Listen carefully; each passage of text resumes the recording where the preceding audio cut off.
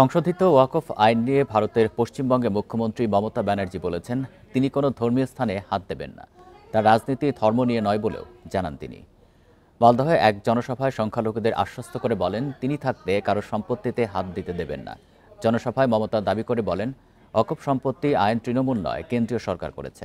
বিধানসভায় এর বিরুদ্ধে প্রস্তাব পাশ করানো হয়েছে বলে জানান তিনি। আরও বলেন, সুপ্রিম কোর্টে করা রাজ্য সরকারের মামলা চলছে।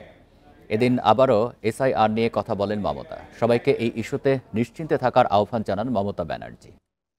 ওয়াকফ প্রপার্টি সেন্ট্রাল গভর্নমেন্ট আইন করেছে বিজেপি, আমরা করিনি। পরিষ্কার জেনে রাখুন, আমরা বিধানসভায় এর বিরুদ্ধে প্রস্তাব নিয়ে বারণ করেছি। আমরা সুপ্রিম কোর্টে কেস করেছি, রাজ্য সরকার কেসও চলছে।